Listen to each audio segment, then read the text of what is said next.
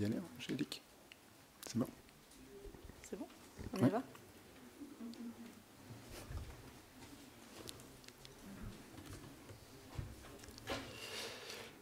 Bonjour à tous. Donc on va commencer, hein, on va laisser les gens arriver, mais on va commencer puisque l'atelier ne dure qu'une heure et le support est chargé, mais on va essayer de le dérouler de façon synthétique. Donc juste pour commencer, quelques mots sur les intervenants. Donc j'ai la chance d'animer avec Angélique Dupont, Poupon qui Ça est... commence mal. Ça commence mal.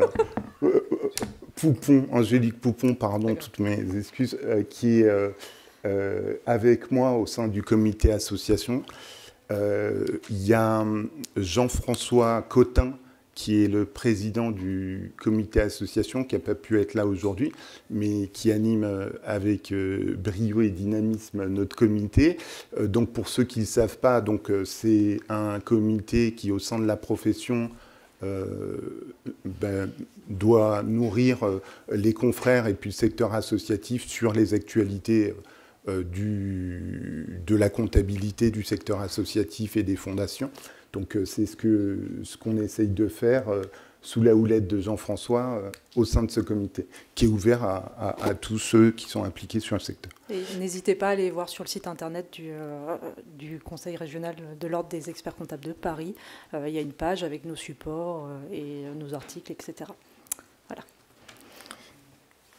Alors, juste pour un rapide rappel, hein, le plan qu'on va dérouler aujourd'hui, l'idée c'est de revenir sur la réforme qui a été très importante du règlement comptable applicable aux organismes sans but lucratif. Donc on voit que cette réforme, c'est pas simplement une réforme comptable, c'est vraiment une réforme sur la transparence financière des structures. Donc on va essayer de balayer avec vous les principaux éléments de la réforme et de voir un peu les difficultés qu'on puisse poser et les évolutions qu'il y a eu sur les différents points. Donc on fera un premier point sur les principaux impacts au bilan et au compte de résultats de la réforme. On aura un deuxième chapitre sur l'annexe, puisque l'annexe pour les gens qui ne sont pas, les structures qui ne sont pas soumises à l'appel public à la générosité, donc faire un rappel sur les évolutions de l'annexe pour ces structures-là, et puis faire un focus sur les annexes spécifiques pour les associations qui font l'appel public à la générosité. Et enfin, dans un dernier chapitre, on reviendra on fera un focus sur le médico-social et l'impact de la réforme sur le médico-social.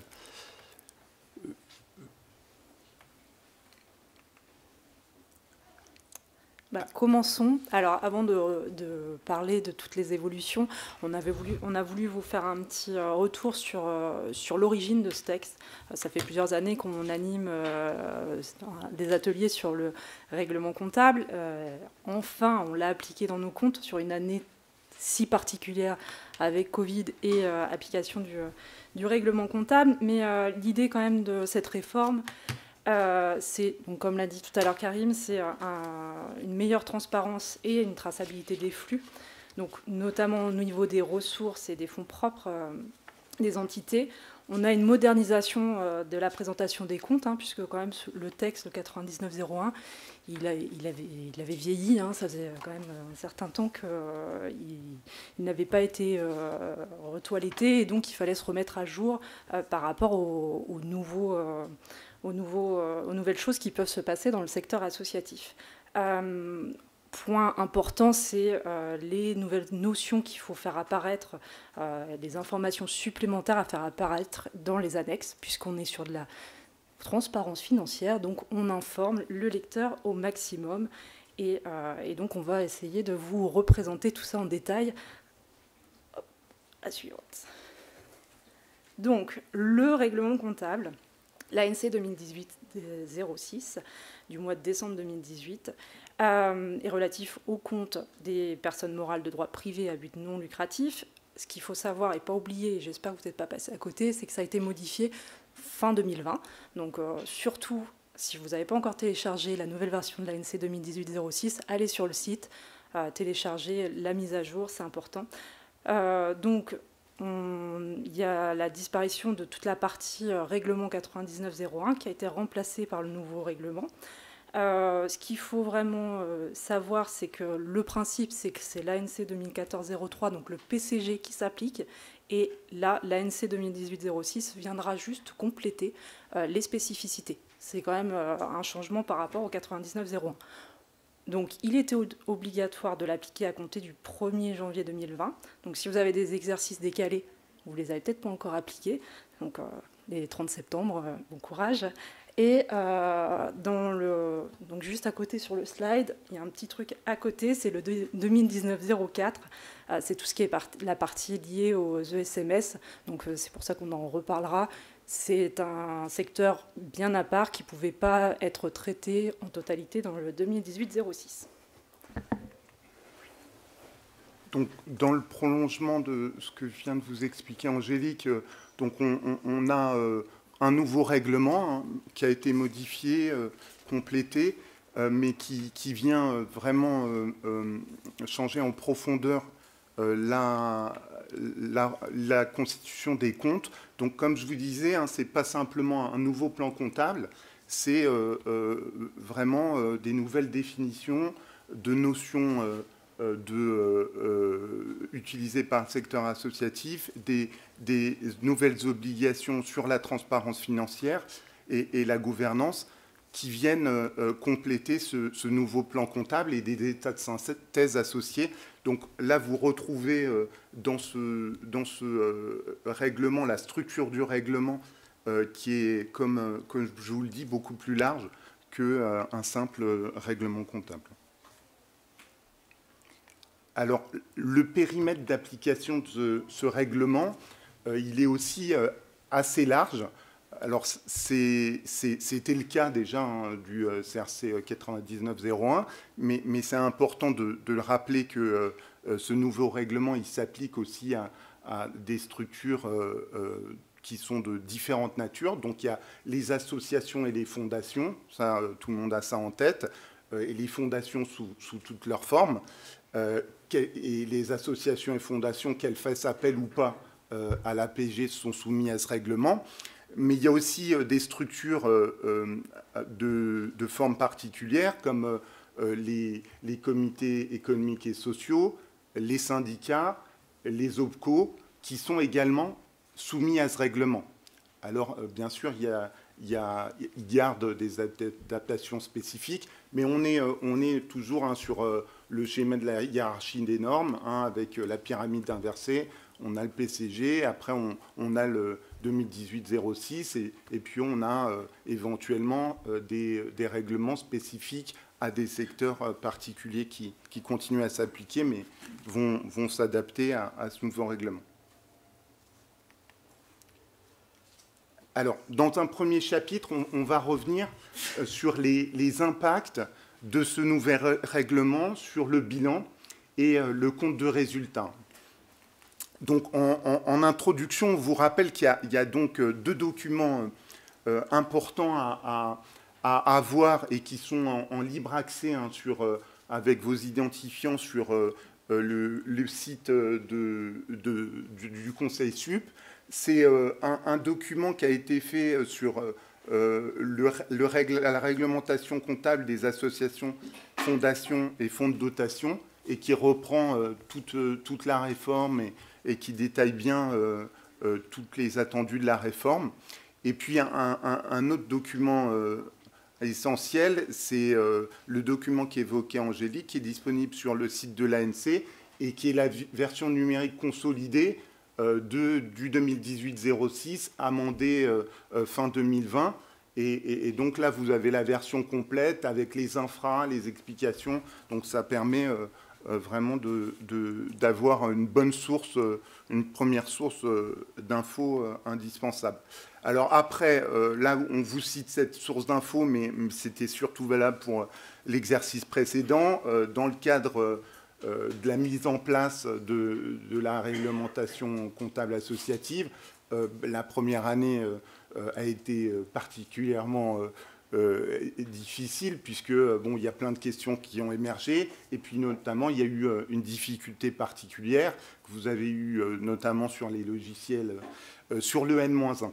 Et donc sur le N-1, la profession, alors l'ANC n'a pas tranché la question, donc ils n'avaient pas donné de recommandations. Par contre, nos ordres, la CNCC, la CSOC, a fait une recommandation claire. Donc, eux, ils voulaient absolument qu'on garde en 2019 un 2019 qui correspond exactement à ce qui a été certifié par les commissaires aux comptes et établi par l'expert comptable. Donc, on devait forcément avoir une colonne 2019 identique sur les comptes 2020 en N-1. Voilà, donc il y avait la possibilité de mettre un pro forma, donc il y avait en gros, il y a deux solutions qui étaient possibles, mais il y avait cette préconisation, alors qu'elle n'était pas une obligation, hein, puisqu'elle n'était pas au sein du règlement, mais pour nous qui sommes dans les ordres ou la compagnie, c'était une recommandation forte de nos instances. Voilà, donc ça, c'est les documents importants. Après, pour revenir sur les impacts, donc il y a un premier impact qui, pour le coup, s'applique à tous. C'est une segmentation beaucoup plus fine des produits, des ressources des associations. Puis, là, vous voyez un comparatif entre l'ancien règlement CRC 9901 et le nouveau règlement.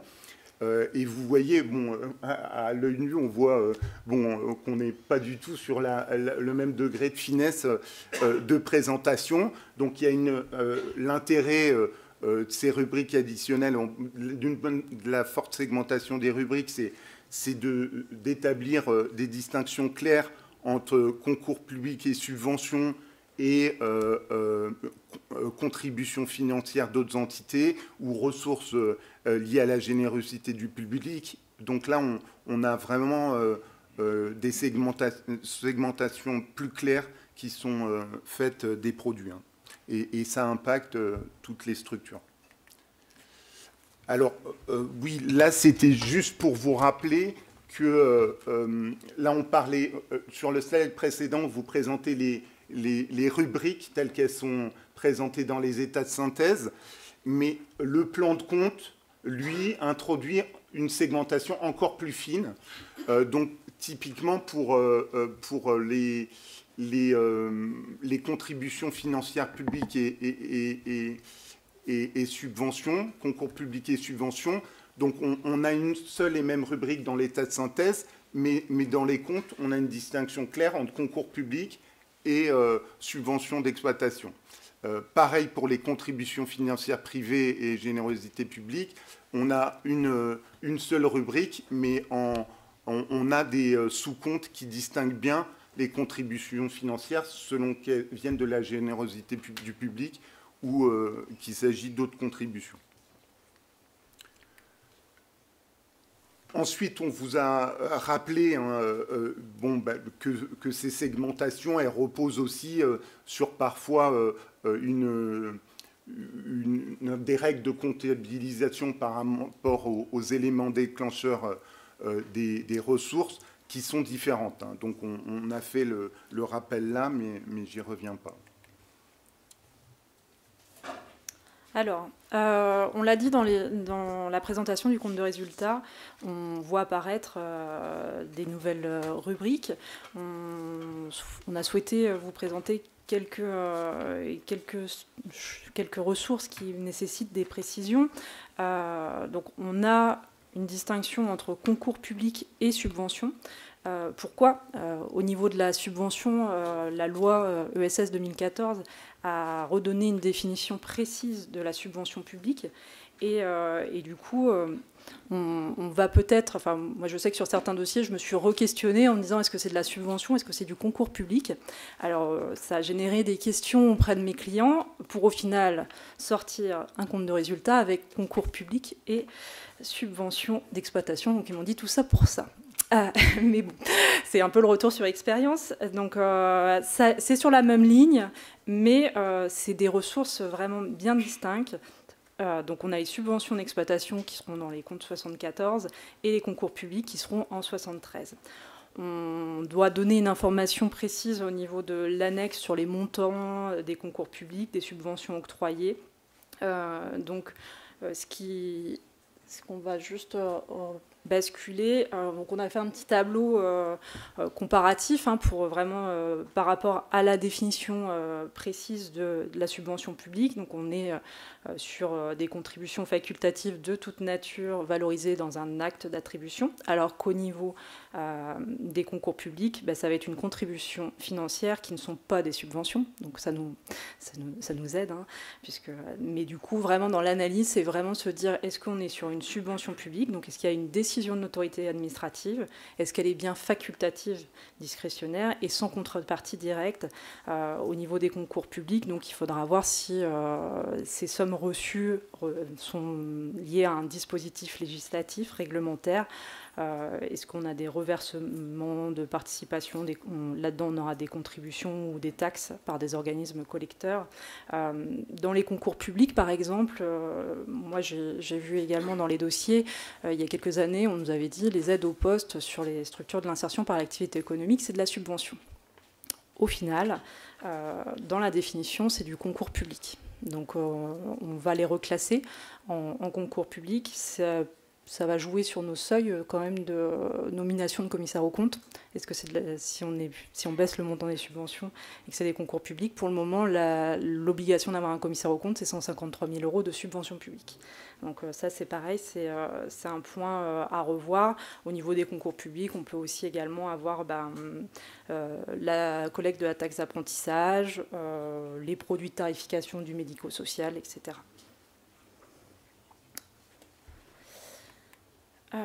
Au niveau du parrainage et du mécénat, donc là, pour le coup, on n'est pas sur la même, dans le compte de résultat, sur la même présentation. Je crois que la flèche, elle est un petit peu décalée, mais le mécénat est un tout petit peu plus bas. Donc, le parrainage est au-dessus au niveau des ventes et biens et services, etc. Et le mécénat est situé au niveau des ressources qui proviennent de la générosité du public.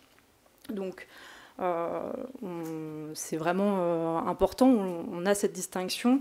Pourquoi? Parce que le parrainage, il ne faut pas l'oublier, c'est que derrière, on a une contribution, une contrepartie significative, et que le mécénat, c'est de base lié à la générosité du public. Donc pareil, sur la définition, on n'a pas de définition juridique propre du mécénat, mais une définition terminologique. Donc, on est sur un soutien financier ou au matériel apporté, et donc sans contrepartie directe de la part du bénéficiaire par une personne morale ou une personne physique.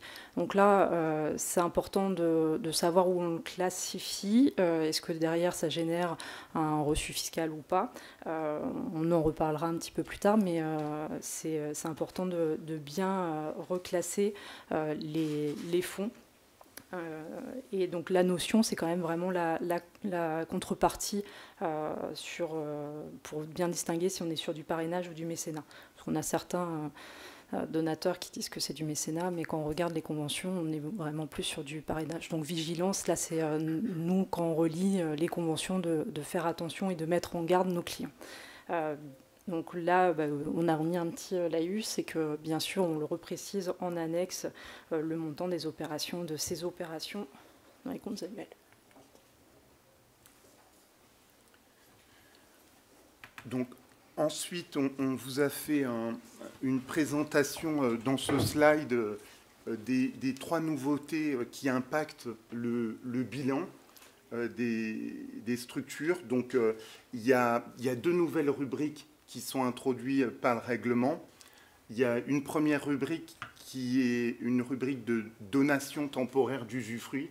Donc c'est une nouvelle notion qui est intégrée dans le règlement et qui donne lieu à une inscription au bilan. Et il y a une deuxième notion, un deuxième item qui est intégré dans le bilan, c'est les biens reçus par legs ou donation destinés à être cédés. Donc là, on fait apparaître ces biens au bilan, même si ils ont vocation à être cédés. Et il y a un dernier point d'évolution, c'est une rubrique qui disparaît du bilan, c'est le Commoda. Donc ça, pour ceux qui en faisaient, ça peut avoir un impact très important, hein, puisqu'il y avait toutes les immobilisations agrégées de droits qui apparaissaient à l'actif, et au passif, vous aviez les droits des propriétaires. Donc ça peut avoir des impacts importants, sachant que bon, ça disparaît du bilan, mais ça ne disparaît pas des comptes, puisque en annexe, on doit reprendre, bien sûr, dans les contributions volontaires, en nature, les éléments liés à ces mises à disposition.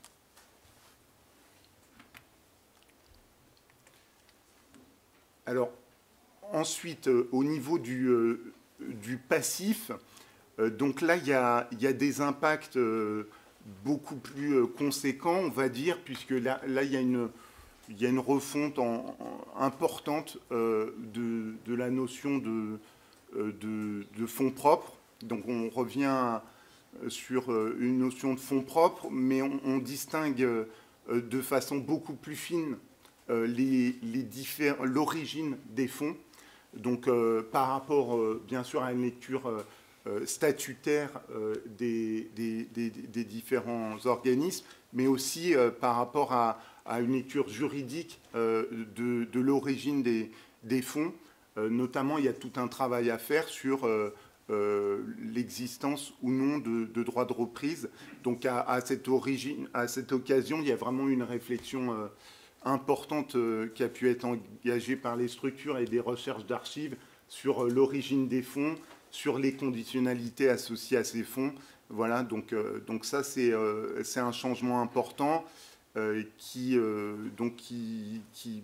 impacte à peu près toutes les structures, même si c'est plus ou moins important suivant les structures. Alors, dans les impacts majeurs également, il y a la fin des subventions d'investissement sur biens renouvelables. Hein. Il y a un alignement du règlement sur les règles du PCG.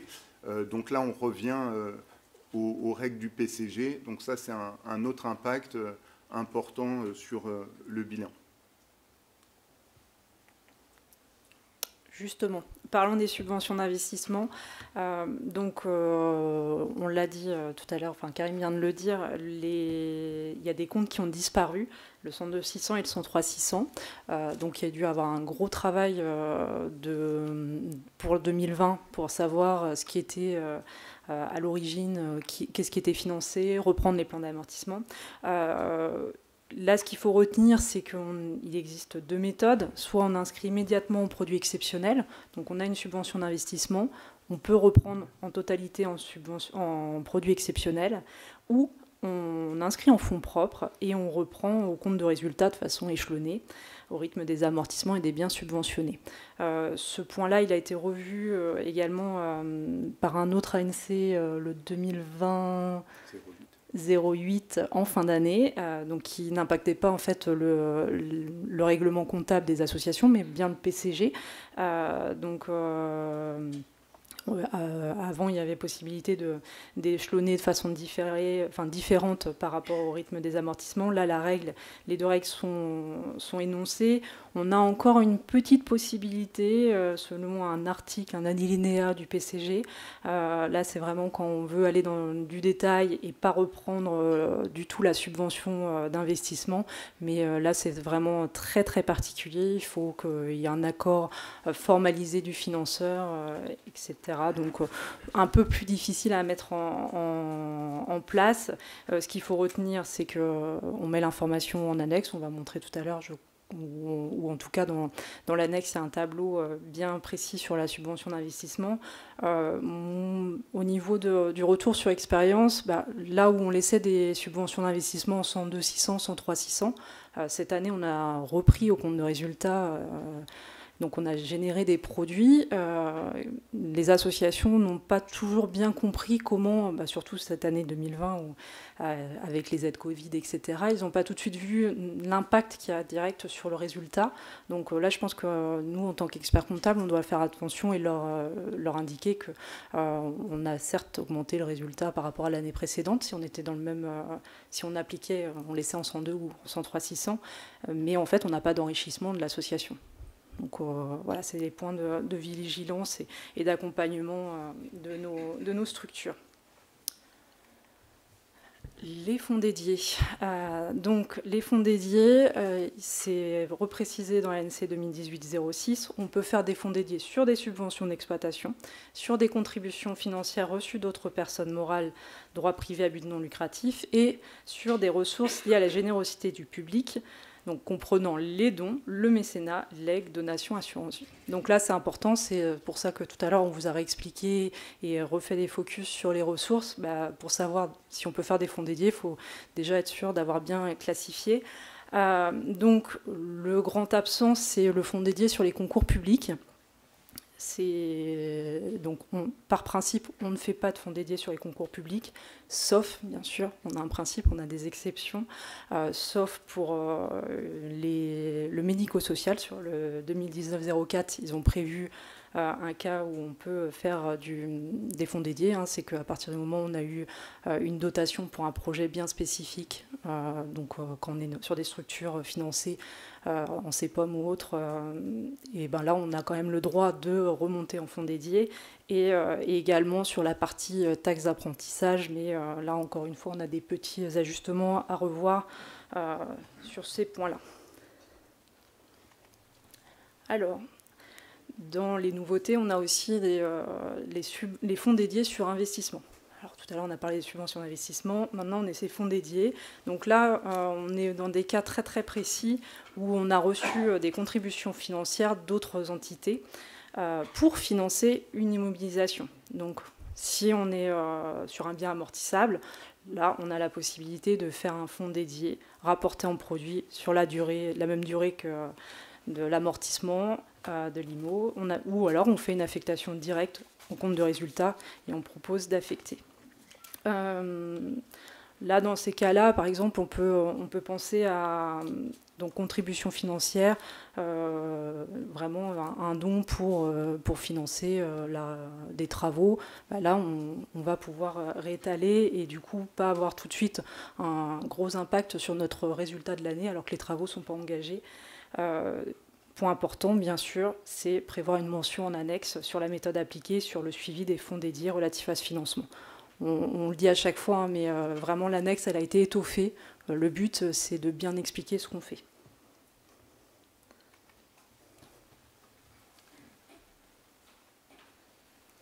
Alors, dans les points qui ont été des changements importants, il y a un changement important sur les legs et donations. Alors là, on rappelle le changement qui est intervenu sur les conditions de comptabilisation des legs et donations, mais plus largement, sur les legs et donations, il y a vraiment eu un enrichissement fort dans l'annexe et dans les définitions qui ont été données sur ces aspects. Donc là, vraiment, le grand changement, c'est que on passe d'une comptabilisation hors bilan à une comptabilisation du leg dès l'acceptation ou la signature de l'acte authentique en cas de donation. Donc là, on a vraiment un changement de fond par rapport au CRC 9901. Et on a, comme vous allez le voir, aussi des informations complémentaires qui sont à fournir dans l'annexe des comptes.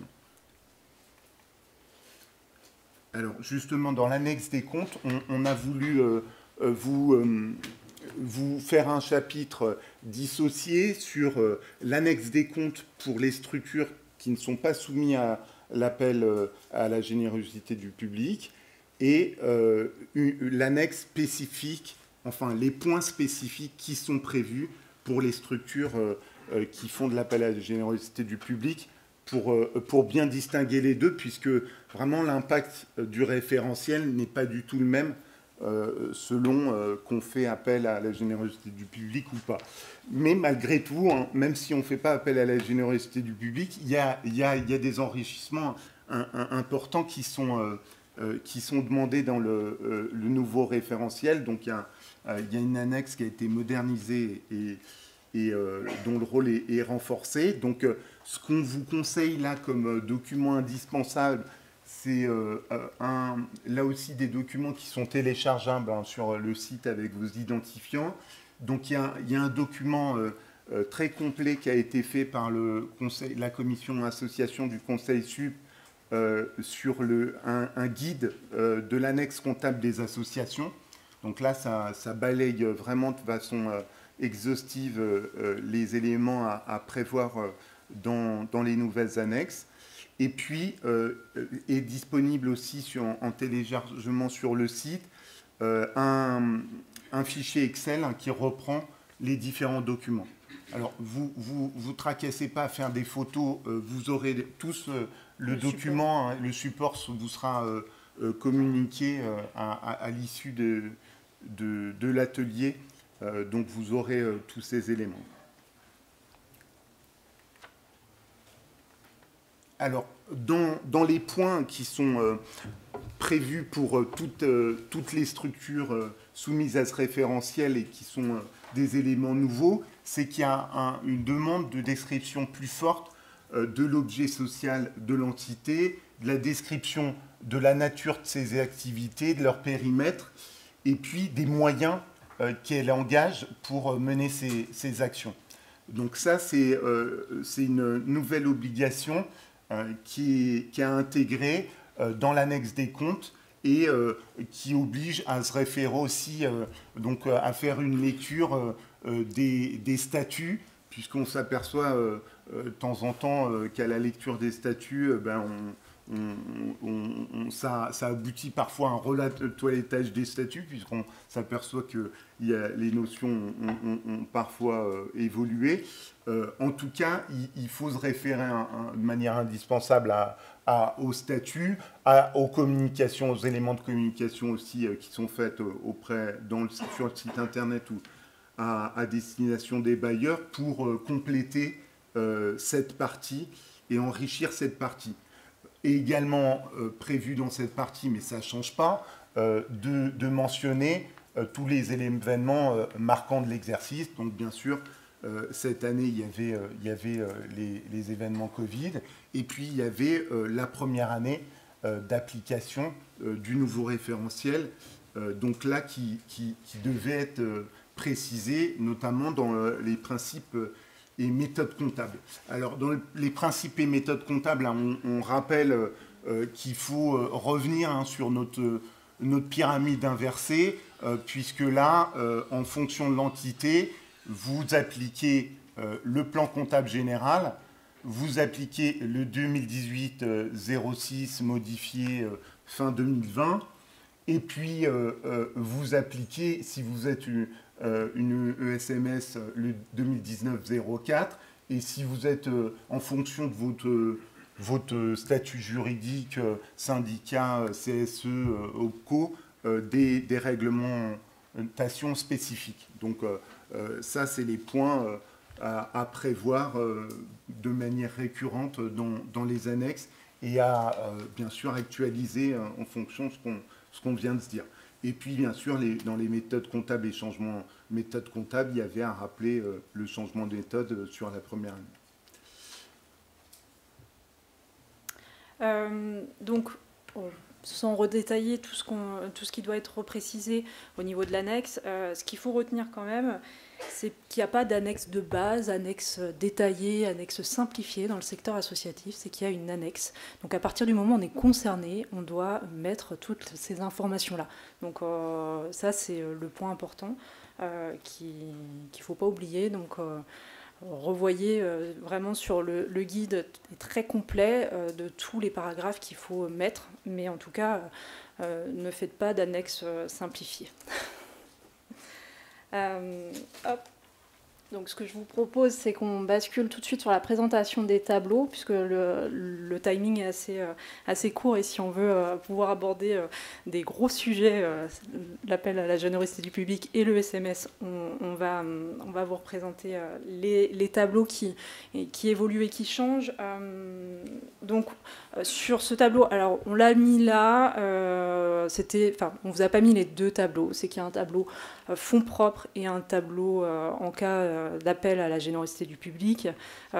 Donc ce qu'il faut, c'est prendre le bon. Quand on ne fait pas d'appel à la générosité du public, on prend le plutôt le simplifié. C'est que de toute façon, il est présenté de la même façon, sauf que au niveau des mouvements, donc l'affectation du résultat, augmentation, diminution, il n'y a pas les deux colonnes, parce que là, on a une petite colonne dont générosité du public. Ce qui est important à retenir, c'est que là, on nous demande de faire l'exercice sur l'affectation, l'augmentation, la diminution, de distinguer est-ce que ça fait appel à... Est-ce qu'on a une partie de générosité du public. On ne nous a pas demandé de faire le même exercice à l'ouverture ni à la clôture. Bon, ils ont été plutôt sympathiques parce que ça aurait été peut-être un petit peu compliqué de tout retravailler, mais en même temps, on a été obligé de refaire des travaux sur la générosité du public. Karim va vous l'expliquer tout à l'heure. Sur les fonds dédiés, donc un nouveau tableau également.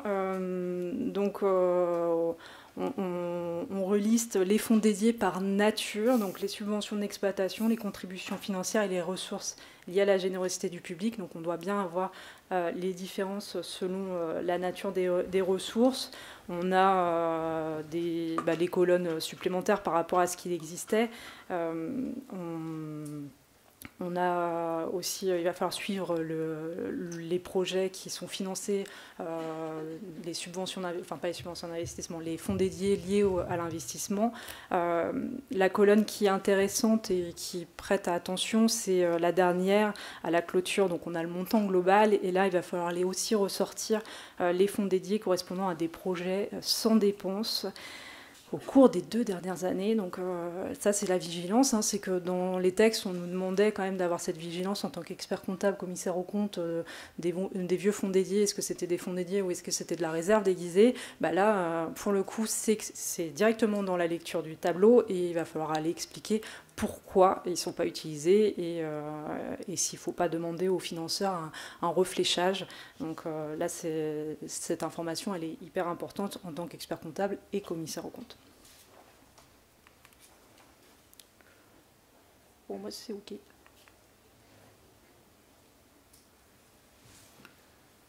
Alors, sur le compte de résultat, donc là, il y a, enfin, sur ce slide-là, c'est juste un rappel, mais ça ne constitue pas un point nouveauté dans le nouveau référentiel par rapport à ce qui existait auparavant, mais ça a encore plus de pertinence, étant donné que, comme je vous ai dit, on a une segmentation plus fine des produits.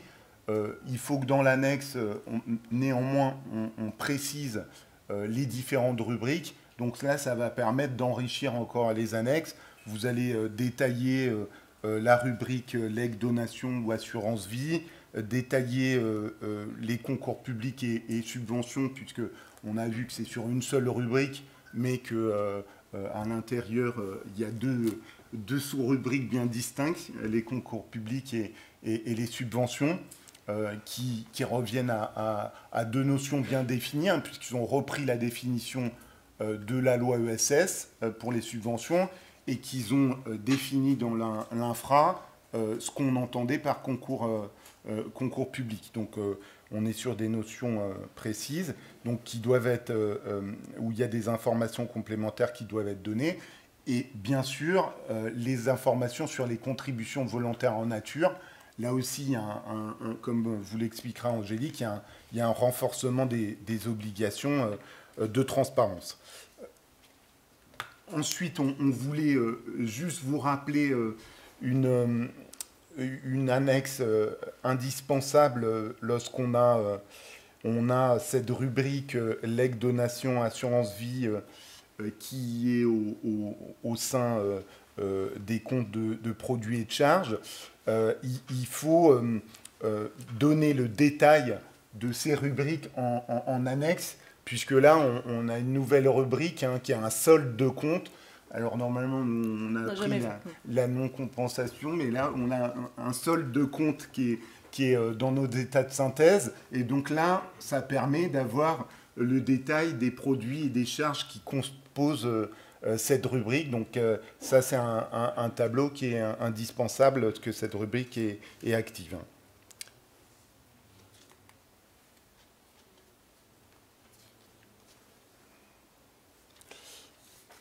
Voilà, donc ensuite, il y a sur les concours administratifs, hein, comme je vous ai dit, c'est une sous-rubrique qui doit être précisée dans l'annexe des comptes.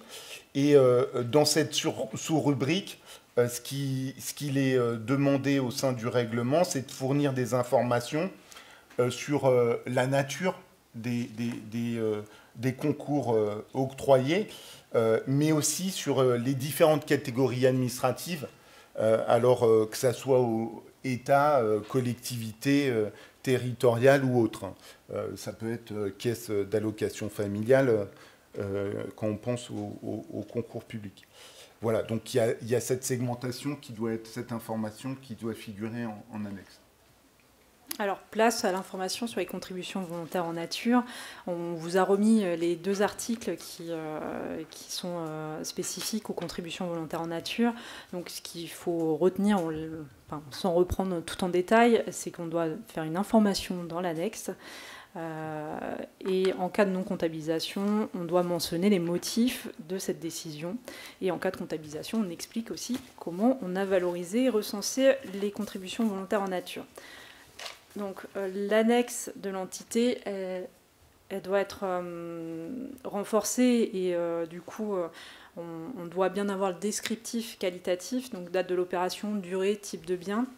Si c'était une mise à dispo, par exemple, de biens, de locaux, etc., de bien remettre parce que dans les contributions volontaires en nature, on a tout un ensemble, on n'a pas que de bénévolat, on peut avoir les mises à disposition de biens, du mécénat de compétences, etc. Donc c'est bien important de préciser ce qui est la description qualitative et on expliquera également comment on a pu valoriser la contribution volontaire en nature. Donc, le principe avec l'ANC 2018-06, c'est que la comptabilisation est désormais obligatoire, alors qu'à l'inverse, au 99-01, elle était possible. Donc, on part sur une application obligatoire. Donc, obligatoire, et il faut 2 conditions, que la nature et l'importance des contributions volontaires en nature soient des éléments essentiels à la compréhension de l'activité de l'entité, et si l'entité est en mesure de recenser et de valoriser les contributions volontaires en nature. Donc, essentiel, en effet, hein, si on est sur quelque chose qui n'est vraiment pas d'importance énorme pour l'association, on pourrait se dire que ça ne va pas changer la face et l'image des comptes. Par contre, là où, de toute façon, pour moi, c'est quand même une avancée de ce texte de mettre en avant ces contributions volontaires en nature et de les valoriser, c'est que quand on voit qu'en pied de compte de résultat, on a un certain nombre de contributions volontaires en nature, notamment du bénévolat ou de la mise à disposition gratuite, c'est qu'on pourrait se questionner si l'association devait financer par d'autres fonds que... c'est là où on parle d'importance, donc on le comptabilise si c'est d'une importance et donc on le fait également si on arrive à valoriser. Et donc là, c'est la question cette année. Moi, je sais qu'il y a des structures qui ont eu du mal à mettre en place, même si ça fait, on va dire, 2 ans qu'on leur dit attention, l'ANC 2018-06, il va falloir valoriser, recenser, donc mettez en place des procédures. Les structures, depuis 1 an et demi, sont un peu occupées avec d'autres choses que le règlement comptable, et on peut le comprendre. Hein, le Covid les a un peu perturbées, donc certaines structures n'ont pas réussi à mettre en place de procédures pour quantifier. Donc là, dans l'annexe, il faut pouvoir expliquer pourquoi on ne comptabilise pas. Donc on motive ses choix. Après, je pense que si l'explication, c'est on n'a pas mis de procédure en place, si on a un commissaire aux comptes, ça peut peut-être passer cette année, mais par contre, les années suivantes, ça va devenir un petit peu compliqué. Ce qu'il faut aussi... il y a un débat sur qu'est-ce qu'on met dans par exemple, le bénévolat. Est-ce qu'on implique, ou est-ce qu'on met le temps des administrateurs qui passent dans le conseil d'administration ou autre? Tous les confrères n'ont même pas la même vision des choses. Ce qu'il faut savoir, c'est qu'il n'y a rien d'écrit. Donc c'est pas interdit, c'est pas autorisé. Ce qu'il faut, c'est, si on le met, de bien préciser, on a mis dans le temps des bénévolats, le temps des administrateurs au conseil d'administration, etc. Donc surtout, encore une fois, on est sur de l'information, on précise et on explique ce qu'on a fait. Mais en tout cas, ce n'est pas écrit dans les textes, on n'a pas le droit. Alors là, on va essayer d'être ultra synthétique sur les deux derniers chapitres pour laisser du temps à des questions-réponses. Donc il y a deux gros chapitres qui sont sur l'annexe spécifique aux associations qui font de l'appel à la générosité publique et puis sur les ESMS. Donc rapidement sur ce chapitre 3, donc là, ce chapitre 3, on aurait pu le coupler à comment bien valoriser ses missions dans la profession, parce que là, on a quand même une grosse annexe en plus à produire. Et les structures qui font de l'appel à la générosité du public, c'est pas tous Action contre la faim ou Médecins du Monde, quoi. Donc, du coup, pour nous, c'est vraiment un défi d'arriver à valoriser ce travail important qui est fait avec les structures pour enrichir l'annexe et qui est obligatoire, qui s'impose dans nos travaux et qui nécessite forcément un temps supplémentaire dans nos missions. Donc ça, c'était vraiment, c'est le défi, ça a été le défi de la clôture, mais c'est encore, je pense, un enjeu pour la profession à venir. Donc vous voyez dans les nouveaux tableaux à produire, donc il y a beaucoup de nouveaux tableaux qui supposent quand même une collecte importante d'informations de sources analytiques. Donc il y a déjà s'assurer de la fiabilité du système analytique mis en place, de son caractère adapté par rapport aux demandes qui sont faites. Donc juste pour rappel, il y a un tableau de variation des fonds propres qui est adapté, mais dans le cœur des changements, il y a un CROD, d'un compte de résultats par origine et destination, un nouveau compte d'emploi et ressources. Donc il y avait déjà un compte d'emploi et ressources, mais il est modifié, enrichi, et il y a un tableau de rapprochement entre le CROD et le compte de résultats qui est uniquement sur les postes de charge et optionnel, mais qui, dans nos travaux, on est souvent amené à faire.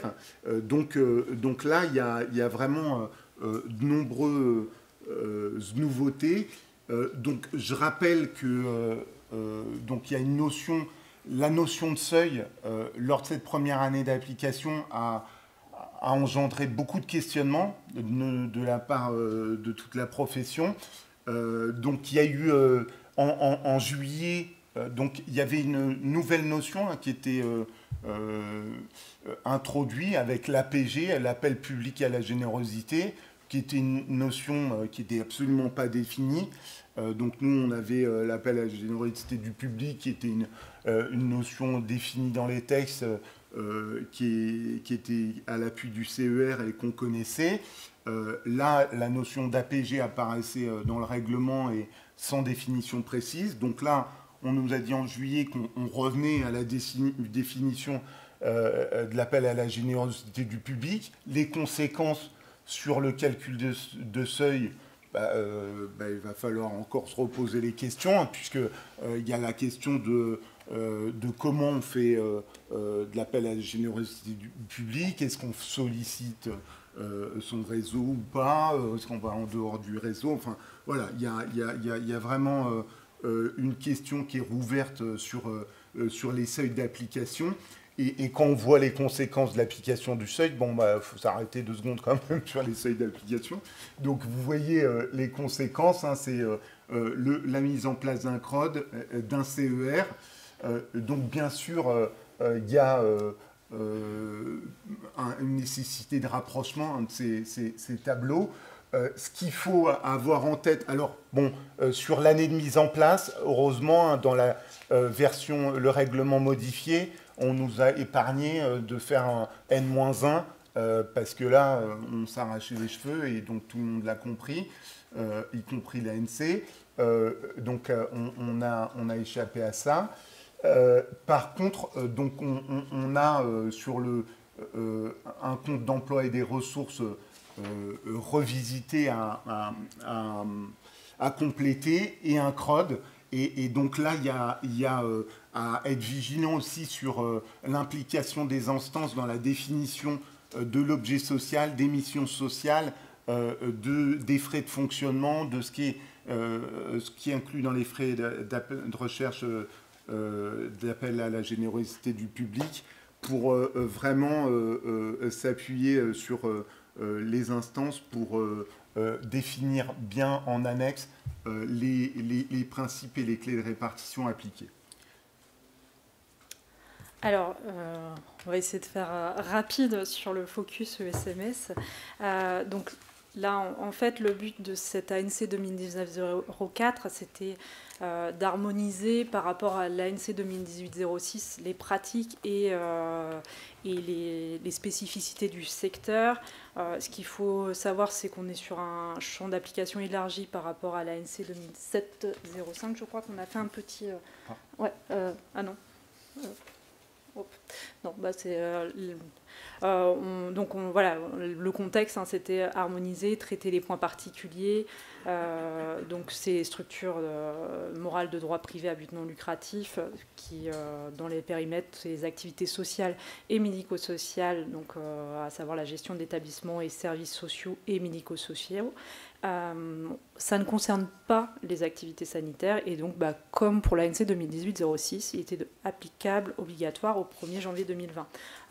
Donc, un peu comme tout à l'heure sur la philosophie des textes, hein, on va d'abord aller appliquer l'ANC 2014-04, aller voir dans l'ANC 2018-06 ses spécificités et on va finir par le règlement 2019-04 pour les activités. Alors pour les gestionnaires et par contre les établissements, on a aussi le M22. Alors ceux qui en font, qui ont ce secteur-là, ça va leur parler. Je suis désolée, on n'a pas trop le temps de rentrer dans le détail. Donc là, encore une fois, on est sur des précisions et un apport sur les fonds propres, comment les natures, est-ce qu'ils sont restituables, comment on affecte. Donc, sur ces secteurs, on a toujours eu des difficultés avec les discordances entre le résultat administratif et le résultat comptable. Donc, le but, quand même, c'est de clarifier un petit peu les choses. On a des nouvelles notions qui apparaissent. Donc, on va passer...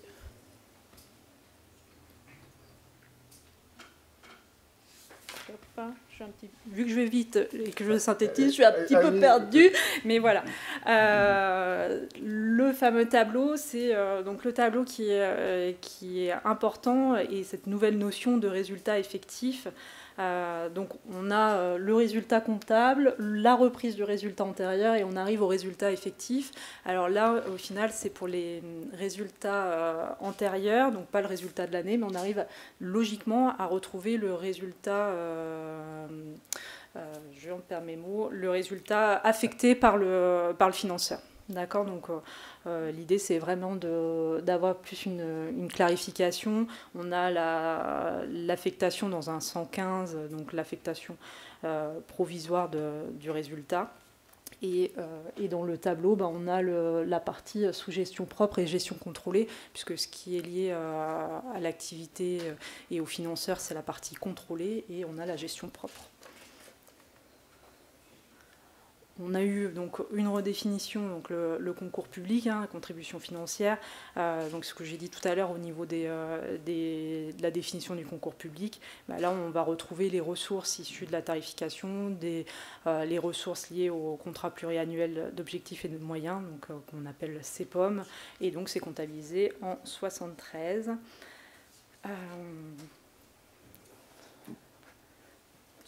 Alors, moi, après, vous aurez le support en totalité. Ce qui est juste à revoir, et ce qui est bien, c'est d'avoir la petite actu. Il y a une réponse de la commission des études comptables qui est ressortie en juillet 2021 sur la partie indemnité de fin de carrière, comment ça se comptabilise, comment on suit les choses, puisque il y a les financeurs qui financent parfois partiellement les indemnités départ à la retraite. On a nos obligations comptables qui disent on comptabilise, si on provisionne les indemnités de fin de carrière, c'est en totalité et pas partiellement. Donc là, les études comptables ont reprécisé leur réponse qu'ils avaient fait il y a quelques années pour être en lien avec l'ANC 2019-04. Voilà. Alors, désolé, on accélère. Pour conclure rapidement, donc, on a une réforme vraiment d'ampleur qui s'applique différemment en fonction des structures. On a vu, appel public à générosité ou pas, c'est pas la même chose. On a globalement eu une année, le bilan de l'année de mise en place 2020, ça a été pour tous les confrères une année difficile, puisqu'il y avait à la fois la mise en place du nouveau référentiel et le contexte Covid qui était exigeant.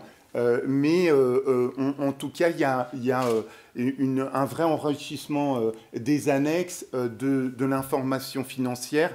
Et c'était quand même la philosophie du référentiel. Du texte, oui, avec les mises à jour qu'il y a eu fin 2020, on a eu vraiment des précisions et ça nous a permis d'appliquer au mieux le texte. Il peut rester quelques petites choses encore à affiner, donc ça, il faut être vigilant sur les prochaines publications. Ce qui est important, c'est aussi ne pas oublier l'actualité du secteur associatif. Cet été, on a eu 3 lois qui concernent les associations. Donc c'est important de voir, certes, l'application de l'ANC 2018-06 est importante,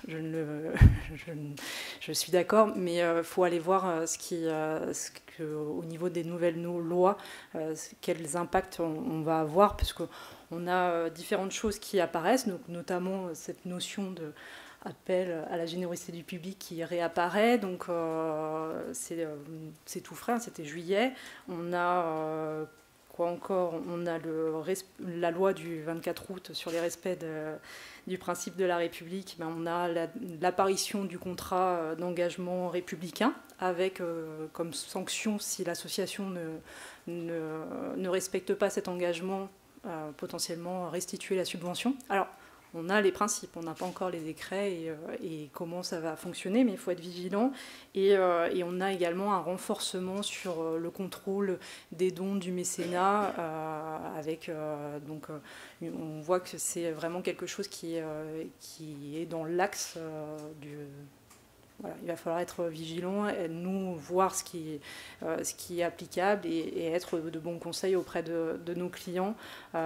Et après, on a eu un petit sur le texte au mois de juillet, sur la trésorerie des associations et la subvention. Donc important, encore une fois, subvention, concours public, pour savoir si on rentre dans le délai des 60 jours pour être payé et est-ce qu'on peut garder un petit solde de subvention même si on ne l'a pas totalement utilisé. Donc ça, c'est quand même les nouveautés du mois de juillet-août. Donc encore beaucoup de choses à dire sur le secteur. Désolée d'avoir été plus rapide en fin de présentation. Si vous avez quelques minutes et que vous souhaitez poser des questions, on est à votre disposition.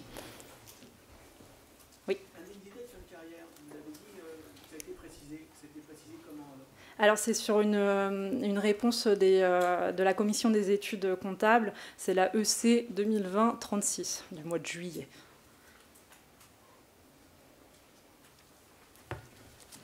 on peut prendre une autre question. S'il y en a un, alors je vais... Oui. Excusez-moi, sur les CVN, ouais. il y a deux solutions. Soit on doit les valoriser parce que c'est significatif, en gros, si j'ai bien compris. Soit alors on dit, ah non, on ne peut pas parce qu'en exposant des motifs. Est-ce qu'il est possible d'avoir une partie des CVN valorisée et l'autre partie qui serait, elle, non valorisée parce qu'on ne les aurait pas suivis ou parce qu'on a un motif particulier? Ou alors, est-ce que lorsqu'on applique une méthode, il faut l'appliquer à tous les CVN de l'association? Alors, j'avoue que là, j'ai jamais eu le cas. Il me semblerait cohérent d'adopter la même démarche sur l'ensemble des CVN, parce que ça serait difficile de justifier qu'on ne puisse pas le faire. C'est soit on a une information complète, ou soit on ne l'a pas, mais c'est vrai que mixer les deux, c'est qu'au final, on ne donnerait pas la bonne image. Ouais.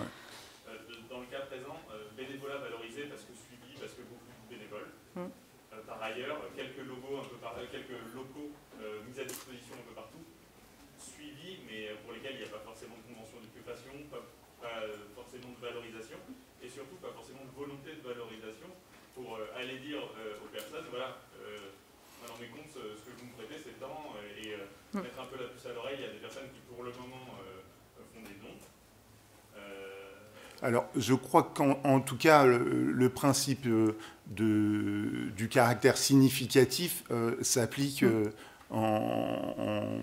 quelle que soit la notion. Donc là, en l'état, s'il y a des locations qui n'ont pas qui représentent pas des montants significatifs pris individuellement, ça peut se justifier qu'on n'ait même pas une mention spécifique dans l'annexe, puisqu'encore dans l'annexe, il faut que ça ait un caractère significatif. Hein, on ne va pas parler de tout.